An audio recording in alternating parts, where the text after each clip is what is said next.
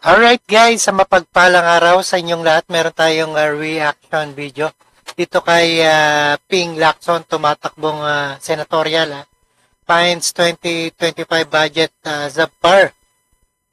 One of the most corrupt. It is merged beyond recognition.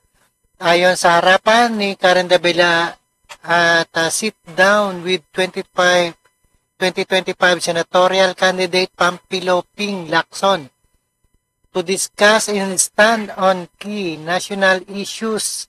Is platformed as the sixth of the return of upper chamber. Alright, without further ado, let's do watch guys. Ano ang ikinagagalit nyo sa 2025 budget? Ito na yung, ang tawag ni President Bongbong sa, ang description na ginawa niya. Sabi ko, mabait talaga si Presidente. Suboptimal.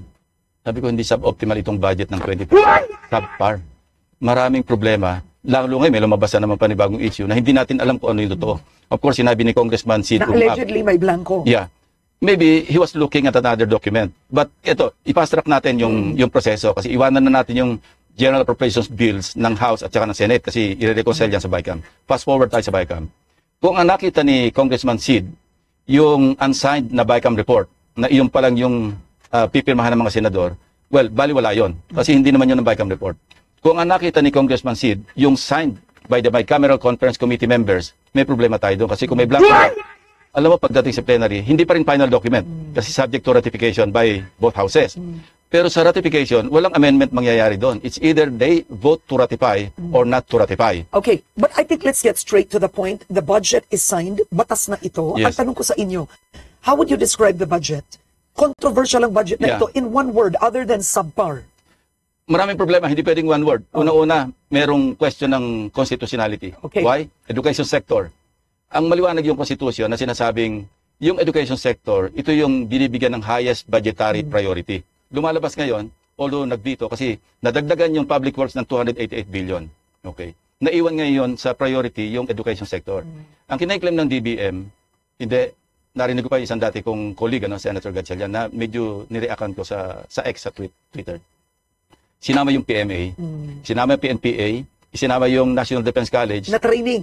Yeah, Yun no, sabihin natin educational institution, but ito yung catch, nakalimutan na ba nila na yung President's message, yung budget message ng Presidente, nung sinabit yung NEP, National Expenditure Program, sa Kongreso, sa lower house, naka-specify doon, pati yung DBM, meron silang press briefer, sinabi nila, yung education sector bibigyan ng highest budgetary priority in compliance with the Constitution.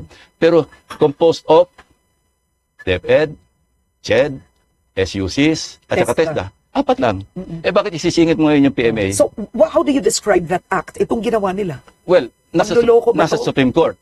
Pero panluloko ba ito? Malalaman natin kung ano maging ruling ng Supreme Court. But what do you think?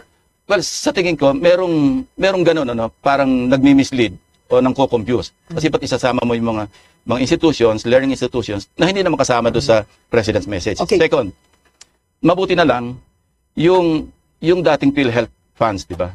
Ito, naglagay sila ng additional 2 provisions, special provisions, under the unprogrammed appropriations. Tatlo kasi yan eh. Pag sinabi natin budget, regular, special purpose fund, nandun sa ilalim ng special purpose fund, yung unprogrammed.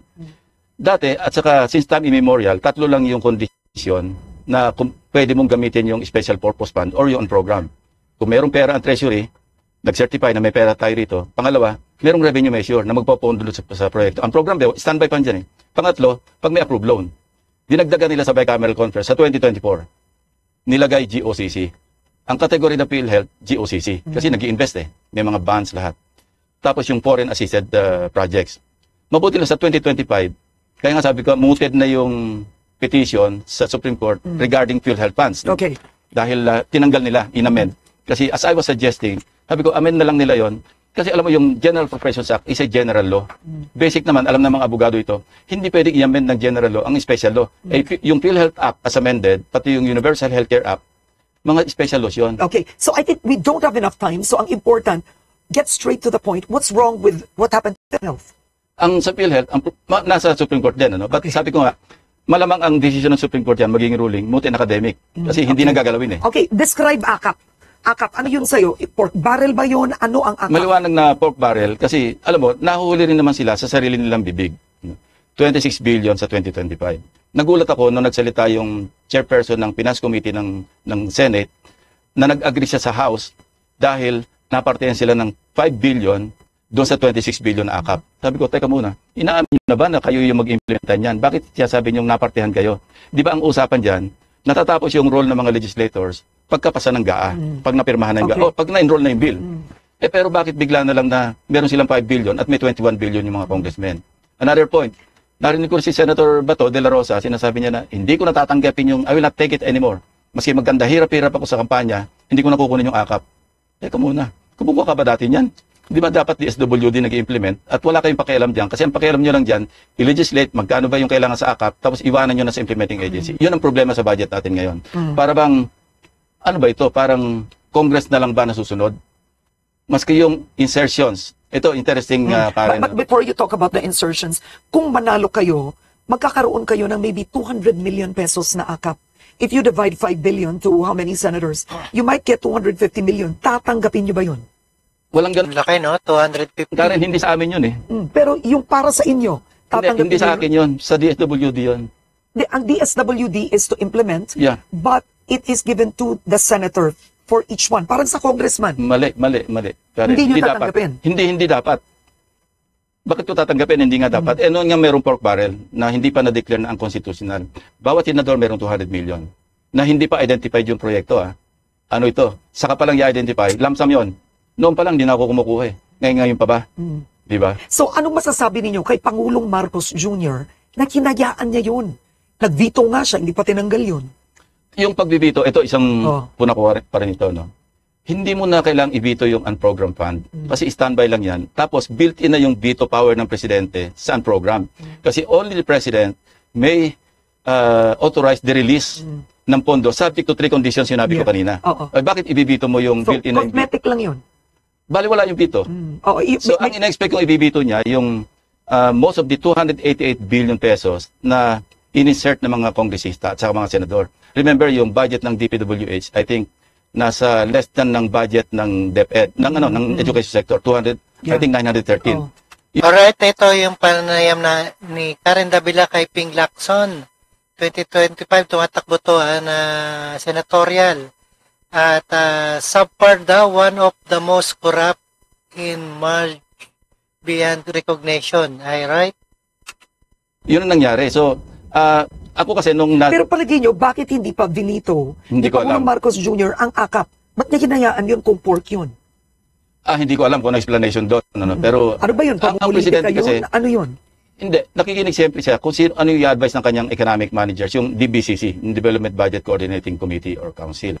So, yun ang magbibigay sa kanyang advice. Ito pwedeng ibito, ito hindi. Hindi naman alam lahat ng presidente. Maski sino presidente, hindi naman niya makakabi sa lahat yan. Now, some critics have said this budget is one of the most corrupt. Would you agree? Yes, I will agree. Why? Mangled nga beyond recognition. Mismo si President Marcos nagsabi, hindi na namin makilala yung NEP dito sa budget na pinasa ng Kongreso. Why? Ako, babalikan ko yung experience ko. Every time mag-interpellate ako, whether sa committee hearing or sa plenary, ang lagi ko tinatanong, pag alam kong insertion ng Congress, mapa-senador man, mapa-kongresista man, pag alam kong wala sa NEP, ang tinatanong ko muna sa agency, alam nyo ba ito? Alam ko na yung sasagot, siyempre hindi. Kung hindi nyo alam to, hindi kayo kasama sa pagplano nito. Siyempre, sagot, hindi. Paano nyo implement ito? So, palagay mo kung nakaupo kayo bilang senador noon, hindi nakalusot ang ilan doon? Marami, alam mo, for 18 years, kinalculate ng mga staff ko, yung na-save namin from the national budget na na-misuse, 300 billion. Dahil lang nakita nyo? Yes, yun nga tinatanong ko. Okay, so tatanungin ko halimbawa yung agency, DPWH, hindi nyo alam ito, hindi kayo kasama sa plano, paano nyo implement ito? Hindi makasagot. So tatanggalin ko ito. Nag-agree sila. Yes, Your Honor, pwede nyo tanggalin kasi hindi namin ma-implement. And that's the reason why, year in, year out, ang laki ng unused appropriations na hindi nagagamit talaga. Sayang yung budget. Okay, marami pang ibang issues at pumili kayo ng isang card, bigay nyo sa akin. Quick answers tayo dito, sir. Parang crossword puzzle. Oo, parang crossword puzzle. Eto, so ang tanong, sa inyong pananaw, maituturing bang pork barrel o hindi ang akap? Sinagot nyo na, pero once more. Definitely. Yes. Ang akap ay pork By barrel. their own admission, hindi ito nanggaling sa akin. By their own admission, lumalabas pork talaga yung akap. Okay, next, sir. Pinaparty-party nila Okay, alright. Pinaparte-parte nila. Ano ang masasabi nyo sa paggamit ng confidential funds ni VP Sara Duterte? May mga pwede sabing may mga violation, ano? Kasi ang Confidential Intelligence Fund, sealed envelope. Pero hindi ito exempted sa audit. No? Pagka nagkaroon ng, say, special audit, at ito talagang hindi pwedeng i-share sa publiko. Kung mag-audit man ng COA, kailangan hanggang hindi na declassify yung intelligence project, hanggang hindi ito na-declare na okay na to, declassified na, hindi na yung confidential, hindi pwedeng isa publiko para mapangalagaan yung mga informante, yung mga assets, yung mga agents. Oo. O ito. Okay. Next, ano po? Ito daw. Sorry, Okay, sorry. okay. Alright, Parang ito crossword tayo. na eh. Crossword tayo. Paano mapapahusay ang kalidad ng edukasyon sa Pilipinas? Maiksi lang, sir. Mahabang sagot yan. Yeah, mahabang salaysay kasi stunted nga yung ang daming issue na nag-evolve na ito since so many years ago. Na hindi lang ngayon ang problema. Okay, but what would you do quickly sa education? Well, sundan natin yung constitution na highest budgetary priority kasi kung hindi mo babudgetan ng edukasyon, kaya may reason yung mga premise ng constitution eh. Bakit edukasyon? Ito yung foundation ng ating buong bansa, ng ating mga kababayan, di ba? Okay, isa pa, sir. Two more. Ito. Okay. Hindi ito tayo abot doon, hindi tayo makakablock. Okay. Sang-ayon ka ba na kailangang humarap, short answer, si dating Pangulong Duterte sa ICC? Yes or no? Ang ICC, ito yung Global Court of Last Resort for the helpless, ano? Kaya nga kailangan makapag-rejoin tayo kung meron tinatawag na principle of complementarity. Kung hindi nagpa-function ng ating judicial system, kaya nagkaroon ng ICC. So kung hindi sa tingin ng ICC hindi nagpa-function ng ating criminal justice system, may matwid sila na tawagin si Pangulong Duterte para humarap doon. Okay, isa pa, sir. Saan ba tayo? Last, 5 tayo. Okay. Anong solusyon sa mataas na presyo ng bilihin? Diyos ko, Nako. ang haba nito. Mahaba yan, yan. quickly. Anong solusyon? Mahirap sagutin, lalo sa ngayon, ano, kasi tumaas yung presyo ng langis, tapos ang kuryente naman natin, hindi naman mababa, no, sa standard ng ASEAN countries, pati sa buong mundo. Ang isang solusyon, long term, ano, yung stopgap, ito siguro yung declaration ng National Food Security Emergency, no. Merong pwede magawa. Ang medium term, pwedeng yung national budget talagang bantayan na talagaan nang sa ganon, hindi masayang yung pondo, no. Oo, nawala na rin yung 20 pesos, no, ni PBBM. Sana kaya napunta yan, no? At matutupad pa kaya ang 20 pesos? Long and short, pag sinuma total natin, corruption yung kalaban ng lahat ng problema ng bansa. Oo, okay. Now, nanalo si US President Donald Trump. Sa kanyang speech, sinabi niya, babaguhin niya ang sistema para hindi maggamit ang gobyerno laban sa mga kaaway nito sa politika. Babalikan ko sitwasyon nyo. You were convicted at one point. Nagtago kayo ng 2 taon. Hindi ako convicted. Okay, go ahead. Cleared ako, cleared. You were cleared? Yeah. Okay, you were I cleared. was persecuted, no? okay. I don't want to call it prosecution. Malinaw naman yun eh. Since 2001, pag-upo pa lang ni President GMA, katakot-takot na, di ba? Katakot-takot na bunta lang inabot ko Ang talaga. tanong ko, saan kayo nagtago? Diyan lang sa tabi-tabi. Sa tabi-tabi na malayo. Totoo. Saan kayo nagtago? Sa Pilipinas lang? Hindi, sa labas. Sa labas. Meron akong inaanak sa kasal na foreigner na nakapangasawa ng Pilipina. Doon ako nagtago sa kanya. So you were vindicated already because the charges were dismissed, definitely. So the Court of Appeals dropped the charges and said the evidence was insufficient. Hindi lang yun. Go ahead. Yung principal witness, si Cesar Mancao, ang description nila, untrustworthy, saka, kasi nag-flip-flop. Pero ang leksyon dito kasi... Hindi lang sa insufficient yung evidence, kundi talagang indictment nung witness, na nag-iisang witness. Pero ang mahirap dito kasi, sir, hindi kayo nagtiwala sa justice system natin. So, No. Yun ang Hindi tanong ganon. ko. What would you change? Kasi nagbago na yung rules of court. Dati kasi, kailangan magpasailalim ka ng jurisdiction ng court bago mandar yung kaso. Nagkaroon ng jurisprudence, ng ruling, na even in the absence of the respondent, pwedeng mag-file ng mga pleadings. Yun ang ginamit ko. Kaya hindi ako lumabas to sa criminal justice system. Ginamit ko lang yung knowledge at maswerte ko, yung lawyer ko, siya yung lawyer noong leading case na kung saan nabago yung jurisprudence. Pero ang huling tanong ko, ganito ba tayo sa Pilipinas? Ginagamit ang batas laban sa mga kaaway sa Dapat politika? hindi. Because yan ang punto ni Vice President Sara Duterte. Would you agree with her? Yeah, talaga naman nagagamit. Hindi lamang dito, maski naman sa ibang bansa, nagagamit din naman talaga yung politika sa pag-persecute para ma-prosecute yung kanilang mga kalaban sa politika. Ako naranasan ko first-hand experience talaga. And twice. Ano? But do you believe Vice President Sara Duterte should be impeached by the lower house? Based on the Quadcom? Hindi ako pwede kasi kung manalo ako, di ba, magiging trial judge ako. So, ayoko mag-comment tungkol sa impeachment na maski sino, not only Vice President Sara Duterte. Okay, so karapat dapat ba kayong hindi na ihalali, bumalik sa Senado? Yan. Alam nyo, hindi ko ang hirap na kasi 18 years na kayong senador. Diba? Vanguard kayo ng budget. 76 na kayo, sir. Sinasabi ng ilan.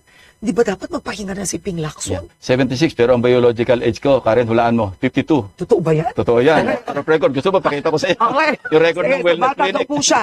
Okay. So, you have a track record to prove. Hindi ko na tatanungin yung track record nun. Nakita na ng taong bayan yun. Pero bakit kayo kailangan ibalik? Ba't di na lang iba? Bagong muka. Sa opening statement ko, sinabi ko na, no, yung dahilan to compelling, Oo, equally dapat compelling reasons. bagong Kung mukha bakit naman. nagbago yung isip ko para bumalik at magsilbi ulit. Pero gusto niyo siguro mas maayos ang debate sa Senado. Siyempre, oo. Alam mo, namimiss ko doon sina Sergio Osmeña, maski makulit si Dick Gordon, si Frank Trilon, yung mga inabot ko at least. Ano. Oh. Anything else you wanna add? Quickly. Wala na, you're looking good and it's good to see you You're again. looking good. Thank you. All right. Ping Lacson, maraming salamat po. Yan po ang harapan. Alright guys, ayan, napakinggan at napanood po natin dito sa ating reaction video sa harapan ni Karen Davila. At ito ay tumatakbong 2025 senatorial candidate si Pampilo Ping Lacson as discuss his stand on key national issues and platform as he return to upper chamber. Alright, maraming salamat sa panonood at pakinig dito kay Rob Trip. And see us again sa ating reaction video. Peace out.